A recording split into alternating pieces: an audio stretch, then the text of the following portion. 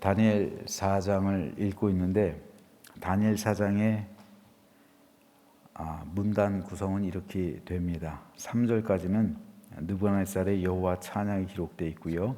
4절에서 18절까지는 느부갓네살의 다니엘을 향한 꿈 해석 요청이 기록되어 있습니다. 그리고 19절에서 27절은 다니엘의 큰 나무 꿈의 해석과 권면에 대해서 기록하고 있고요. 마지막으로 28절에서 37절까지는 큰 나무 꿈이 성취된 것과 이에 대한 느부갓네살의 간증이 기록되어 있습니다. 오늘 느부갓네살에 대해서 잠깐 살펴볼 텐데, 느부갓네살은 주전 605년에 왕위에 올랐습니다. 그래서 562년에 이제 사망을 했어요. 그래서 43년 동안 바벨론 왕에 재위했습니다. 562년 정도 되면 예레미야가 아마도 애굽에서 죽었던 그러한 때와 비슷한 그런 시기입니다. 정확하지는 않습니다만 비슷한 그런 시절이에요. 그리고 571년, 주전 571년부터 563년 햇수로 8년간 만 7년 햇수로 8년간 권좌에서 쫓겨납니다. 바로 이 부분이 다니엘서 4장의 배경이 되고 있는 거예요. 그리고 563년에서 이제 왕위로 복직을 합니다. 그리고 그 다음 해인 562년에 사망을 하게 됩니다. 다니엘서 4장은 이 가운데 이 8년, 햇수론 8년, 그리고 만 7년 동안의 그 역사에 대해서 기록하고 있는데,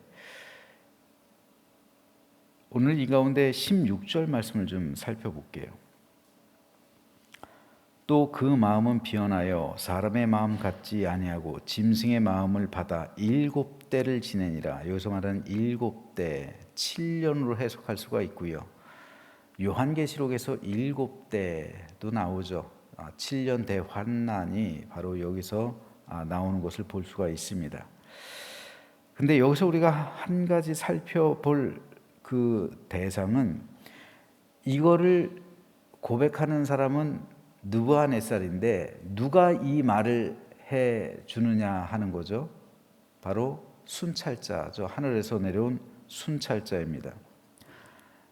즉 느부갓네살은 하늘에서 내려온 순찰자라고 표현을 하고 있지만 성경에서는 그를 천사라고 말을 하고 있죠. 그런데 이 천사가 느부갓네살에게 말하고 있는 거예요. 너의 마음이 변해서 사람의 마음 같지 않고 짐승의 마음을 받았다 라는 말입니다. 똑같은 사람이에요. 사람의 외형은 똑같아요. 그런데 마음은 다를 수 있다는 말이에요. 사람의 마음을 가진 사람이 있고 짐승의 마음을 가진 사람이 있다는 거예요. 사람의 마음은 창조 때 하나님께서 부여하신 마음이에요. 사람이 생명이 됐죠. 하나님께서 그 코에 생기를 불어넣으심으로 생명, 살아있는 영이 되었어요. 그와 동시에 마음이 우리에게 생기는 거예요. 이 마음은 하나님의 마음이에요. 이 마음은 하나님의 마음이고 원래 그 마음이 사람의 마음이에요. 그런데 이 인류가 타락을 경험하면서 사람의 마음이 짐승의 마음으로 바뀌게 되는 거예요. 하나님께서 부여해 주셨던 그 사람의 마음이 타락하면서 마음도 타락해서 그 마음이 짐승의 마음으로 변하게 된다는 거예요.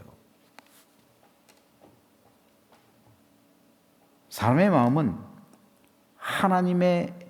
하나님께서 우리에게 주신 양심에 따라 행동하는 마음이고요.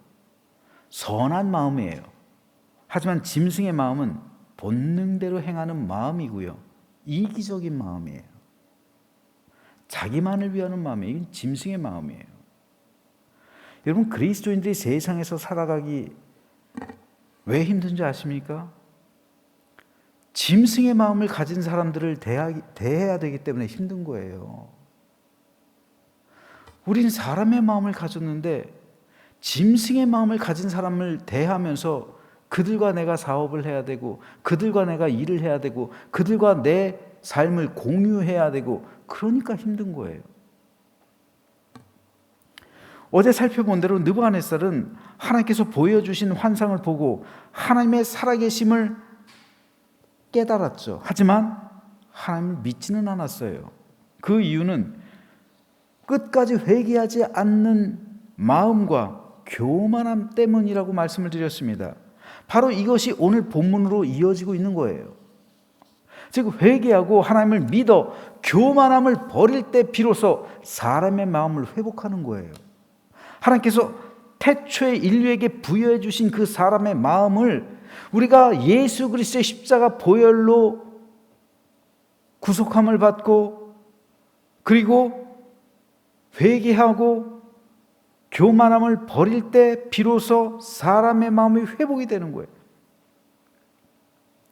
즉, 하나님을 온전히 믿는 믿음만이 온전한 사람의 마음을 회복시켜 준다는 거예요.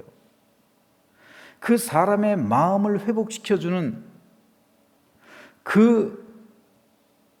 그것이 잘 표현된 것이 바로 갈라디아서 5장에 기록되어 있는 성령의 열매라고 그랬죠. 성령의 열매는 인격이고 성품이라고 그랬잖아요. 성령의 열매는 모두 인격에 관한 것이고 성품에 관한 것인데, 내가 예수님을 믿어서 새롭게 되면 새로운 마음을 가지는 거예요. 즉, 하나님께서 우리에게 주신, 원래 인류에게 주신 사람의 마음을 회복하는 거예요. 사람의 마음을 회복할 때 바로 성령의 열매가 그 마음 가운데 나타나게 된다는, 그 마음에 맺히게 되는 거예요. 사랑, 기쁨, 그와 같은 것들이요. 그 9가지 열매예요. 하지만 세상 사람은 짐승의 마음을 가졌기 때문에 성령의 열매를 맺을 수가 없는 거예요. 요한계시록에 보면 적그리스도를 가리켜 짐승이라고 표현합니다. 즉, 적그리스도는 짐승의 마음을 가진 사람이라는 뜻이에요. 우리 그리스도인들이 예수의 마음을 가지고 있다면, 하나님의 마음을 가지고 있다면, 그래서 새로워졌다면, 적그리스도는 짐승의 마음을 가진 사람, 적그리스도를 따르는 인류는 짐승의 마음을 가졌기 때문에 세상이 이렇게 되는 거예요. 짐승의 마음을 가지니까 전쟁을 일으키는 거예요.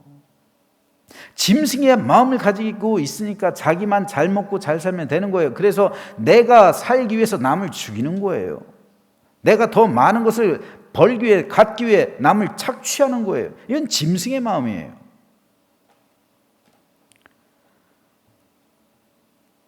즉, 사람의 외형은 똑같지만 그 마음은 사람의 마음을 가진 사람과 짐승의 마음을 가진 사람으로 나눌 수 있다는 말입니다. 짐승의 마음을 가진 사람은 결코 하나님을 영화롭게 할 수가 없고 하나님을 믿을 수도 없죠. 믿지는 않죠. 느부갓네살처럼요. 회개하지 않고 교만하니까 그 타락한 본성대로 행하게 되고요. 그런 마음이 바로 짐승의 마음인데, 이에 대해서 성경이 이렇게 기록합니다. 육체의 일은 분명하니 곧 음행과 더러운 것과 호색과 우상 숭배와 주술과 원수 맺는 것과 분쟁과 시기와 분냄과 당 짓는 것과 분열함과 이단과 투기와 술 취함과 방탕함과 또 그와 같은 것들이라. 전에 너희에게 경계한 것 같이 경계하노니 이런 일을 하는 자들은 하나님의 나라를 유업으로 받지 못할 것이다. 다시 말해서 짐승의 마음을 가진 사람은 짐승의 생각을 하는 거예요. 그리고 짐승의 행동을 하는 거예요. 그런 짐승의 행동들이, 이런 육체에 속한 행동들, 즉 세속적인 행동들이란 말입니다. 그게 짐승의 마음을 가진 사람들의 특성이에요. 반면에 그리스도 예수의 사람들은 그 안에 새롭게 된 하나님께서 부여해 주신 사람의 마음이 있어요. 즉 예수님의 마음이 있단 말입니다. 하나님의 마음이 있어요. 이에 대해 성경이 이렇게 말씀합니다. 그러므로 그리스도 안에 무슨 권면이나 사랑의 무슨 위로나 성령의 무슨 교제나 긍휼이나 자비가 있거든 마음을 같이하여. 보세요. 그리스도 예수 안에 있는 그 마음들은 위로, 성령의 교제, 긍휼, 자비, 이것이 마음에 있죠. 그럴 땐 마음을 같이하여 같은 사랑 가지고 뜻을 합하며 한 마음을 품어 아무 일에든지 다툼이나 허용으로 하지 말고 오직 겸손한 마음으로 각각 자기보다 남을 낮게 여기고 각각 자기 일을 돌볼 뿐더러 또한 각각 다른 사람의 일을 돌보아 나의 기쁨을 충만하게 하라. 너희 안에 이 마음을 품으라. 곧 그리스도 예수의 마음이니 그는 근본 하나님의 본체시나 하나님과 동등됨을 취할 것으로 여기지 아니하시고 오히려 자기를 비워 종의 형체를 가지사 사람들과 같이 되셨고 사람의 모양으로 나타나사 자기를 낮추시고 죽기까지 복종하셨으니 곧 십자가에 죽으심이라. 예수의 마음, 하나님의 마음, 그리고 하나님께서 우리에게 부여해 주신 그 사람의 마음, 그 마음은 곧 겸손입니다. 짐승의 마음이 교만이라면 예수의 마음은 겸손이에요. 짐승의 마음이 미움과 갈등이라면 예수의 마음은 사랑과 하나됨이에요. 이런 것들이 우리 그리스도인의 마음인데 그리스도인이라 하면서 짐승의 마음을 가진 사람이 있을 수 있단 말이에요. 내가 그리스도인인데 짐승의 마음이 있다. 이건 여러분 모순입니다. 그렇기 때문에 오늘 우리는 내 안에 있는 마음이 과연 누구의 마음인가? 나는 과연 예수의 마음을 품고 있는 사람인가? 아니면 짐승의 마음을 품고 있는 사람인가? 여러분 이거 한번 우리가 심각하게 한번 생각해 봐야 돼요. 내 안에 예수의 마음이 있다면 나는 예수님의 행동을 하겠죠. 그죠? 예수의 마음이 있으면 예수님처럼 행동하는 거예요. 짐승의 마음이 있으면 사탄처럼 행동하는 거예요. 예수의 마음이 있으면 그 안에서 자비, 긍휼, 사랑, 온유, 친절, 모든 선한 마음이 나오고요. 그로 인해 그러한 행동들이 나오게 되는 거예요. 짐승의 마음이 있으면 몰인정, 그리고 온갖 악함, 이기적, 탐심, 이런 것들이 나오게 되는 거죠. 그러므로 이 세상을 변화시키는 사람은요, 여러분 정치인들이 아니에요. 정치인들이 이 세상을 변화시키지 않아요. 이 세상을 변화시키는 사람은요, 예수의 마음을 가진 사람들이에요. 그런 사람들이 빛과 소금 되어서 세상 각계 각층 속으로 들어갈 때 그 마음을 가지고 살아갈 때 그곳에 천국이 임하는 거예요. 예수의 마음을 가진 사람이 많아질 때 하나님 나라가 임하는 거예요. 그런데 짐승의 마음을 가진 사람들이 많으면 이 세상은 온갖 전쟁, 그리고 갈등, 탐욕, 이런 것들로 싸울 수밖에 없는 겁니다.